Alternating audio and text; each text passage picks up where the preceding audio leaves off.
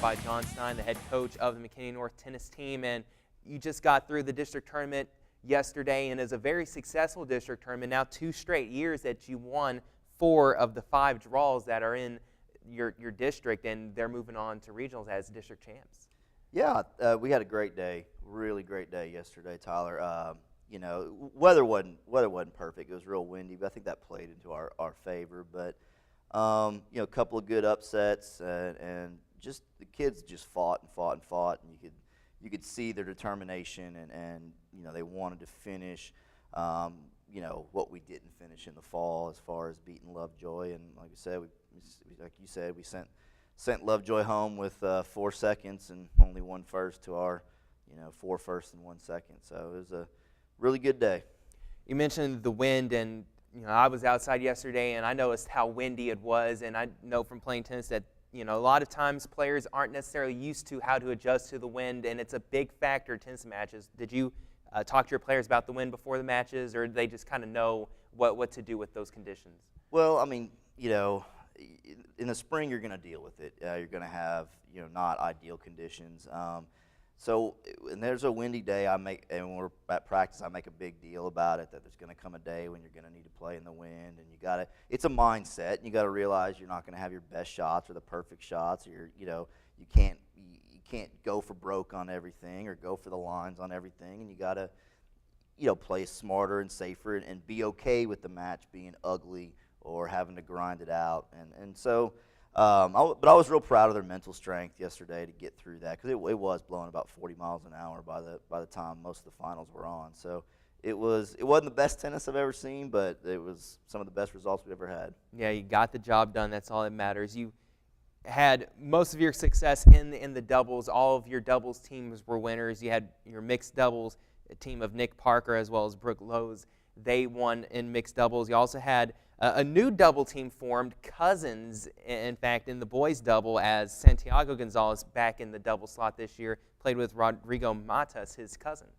Yeah, I mean, I thought doubles went really well. I stress doubles. I work on doubles. I feel like, in tennis, a lot of the individual training the kids do outside of school and tournaments they play outside of school, they're going to play singles. But I think you put 2 good doubles players out there on the court, sometimes you can beat what are maybe superior players, and I feel like we did that a lot yesterday.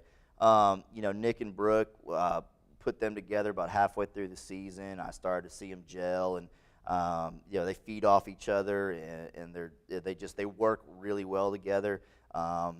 Nick's kind of pretty fiery and plays with some anger to him, and then Brooke's very calm and kind of like an Iceman out there. They kind of balance each other out. And then the cousins were a very late addition. We lost one of our best players, Jordan Brewer, to a shoulder injury, and so we had to make some moves. And they've grown up together and played together a lot. So thought the chemistry would be good there, and they ended up pulling out the district title. And then Hannah Story and Anna Malera. That's a great success story. That was the upset of the tournament, wasn't it? Yeah, I mean, I think they got put in the tougher side of the draw. I thought the 2 best teams were the 2 and 3 seed in that draw. We were the 3 seed. We got through a really tough semi in 3 sets, and then we got through a really tough final in 3 sets. And they just they're probably the 2 most improved players this year, as far as they just really listen and really really learn to be more aggressive at the net and come to the net. And that's big in doubles, but it's hard to get girls to have that confidence, and hard to get them to see, go through that transition period of not or making a lot of mistakes when they're coming to the net, or bad things happening. But they truly played great doubles, and I mean, it paid off with a district championship for them. Also in singles, Pablo Trevino, he won the boys' single title, and you had Elise Schreier, who finished 2nd in girls' singles. That's still good enough to get her to regionals, so no problem there. She'll be moving on to regional tournament next week. Yes, they're both going on. Pablo really, again, he was the 2 seed. Him and the 3 seed went back and forth in their semi. That was a 3-set win for Pablo. And then in the finals, he played a great player, Lovejoy's #1 boy, who was the 1 seed and had been having a great spring. And Pablo just kept working and working and working and being consistent. And Pablo's a great shot maker, and he's a very creative player. When he's on, he's almost untouchable. And he can have his bad days or make some bad shot selections, but and he's the type of guy, when you watch him play, you'll see some ESPN shots, and you're pretty amazed by it. But if he just stays focused, he's very tough, very experienced player, and I just couldn't be prouder of him because it was a match that he easily could have let go. Both of them, they were teetering, but he fought through them and got them both. And Elise made a great run. I went to her kind of towards the end of the season and said, look, I think your best shots, girls singles. I think you can get out, and she just cruised through the bottom half of the draw. Ended up having to play our other player, Sam Sterling, in a playback that was in the draw for a regional spot, and that's always tough. And both those girls showed a lot of class as far as getting out there and playing each other. And it's when teammates do that, it's a rewarding experience as far as they're both going to advance. Elise as the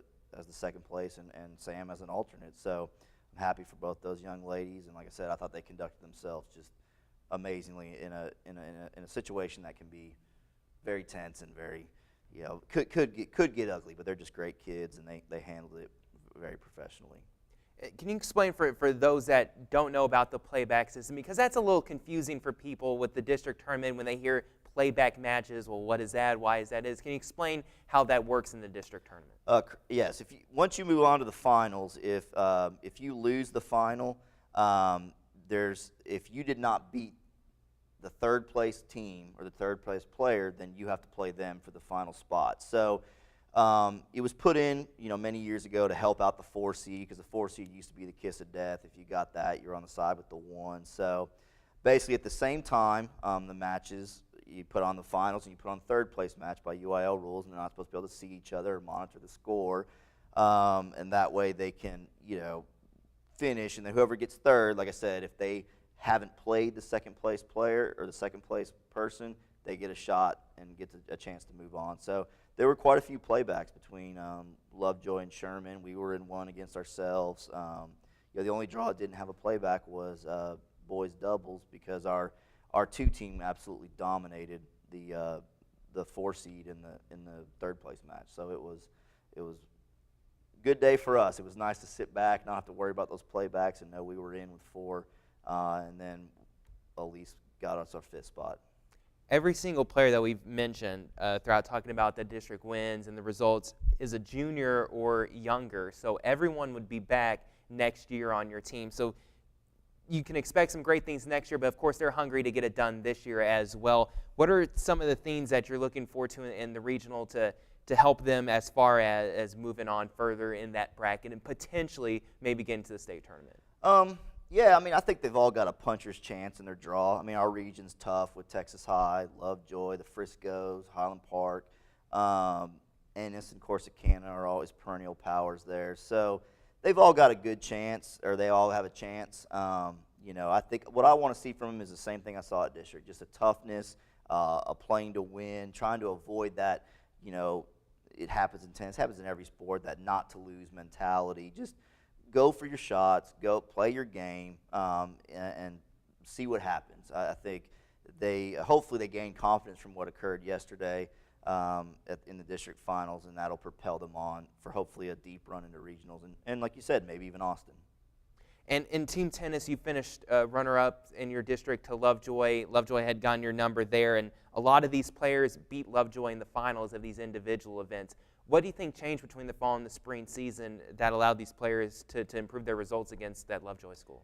I think a lot of things. I feel like we built some confidence. I feel like in the spring we played much more difficult tournaments than Lovejoy. Maybe our results weren't as good going into those coming out of those tournaments as Lovejoy was winning a tournament as a team or whatever, and we were getting to the semis. But I think it just competing against the Plano West and the Highland Parks and the Centennials and all that, and those type of tournaments, we just kind of got over the fear of them. We put a lot of work in over the off season about just strengthening yourself as a player, as a person, physically and mentally. And I remind them that I felt like we went through the fall and we just kind of achieved. I think we were the 13th ranked team in preseason poll. We finished the year ranked 13th in the state. And so it was kind of a situation of, well, we did what was expected of us. We didn't have that signature North win that we upset somebody. We kind of beat the teams we should beat, lost the teams that should beat us, and we just kind of went through. The new playoff system didn't favor us, or didn't really favor Lovejoy either at that with the area tournament. And that the top 3 of the top 4 teams in the region were all in one area, and we ended up being the one that didn't get to advance further. But you know, like I said, I think it's about seeing taking what they've done here in the spring and then applying it to next fall, where they don't feel the pressure of the team match. Just go play your individual match, and then that will contribute to the team result. So I'm looking forward to hopefully getting some revenge on Lovejoy next fall. Well, Coach Stein, thanks so much for joining us. I know you have plenty of work still to do with the regional tournament next week. Thanks for your time. Thank you very much for having me. It's McKinney North tennis. They play in the regional tournament next week. It will be at UT Arlington, a college out in Arlington, Texas, is where they'll be playing the regionals on Monday and Tuesday. We want to thank all of the tennis coaches for stopping by to talk to us on today's show. A quick update as we wrap up this episode on the soccer playoffs. McKinney Boyd is the lone boys soccer team standing for McKinney ISD after recent wins over Tyler Lee 2-0 and last night 3-2 over Richardson Pierce. They advance to the regional tournament to face the Woodlands in the semis 4 p.m. Friday in Round Rock. The team that knocked the McKinney Lions out of the playoffs, Lake Highlands, plays in the other regional semifinal. In girls soccer, North was finally knocked out in the second round against a very strong Highland Park squad. And after an impressive 2-1 win over Saxe, Boyd's girls soccer team advanced to the regional quarterfinals to play a rematch against district foe McKinney High, who beat Heath 2-0 in the previous round. For the first time this year, the Lionettes upset the Lady Broncos in a penalty kick shootout to advance to the regional tournament to play Humboldt Keenwood at 1 p.m. Friday in Round Rock. That's our show for today. From all of us here at Sports Talk, I'm Tyler Sloan. Have a great week.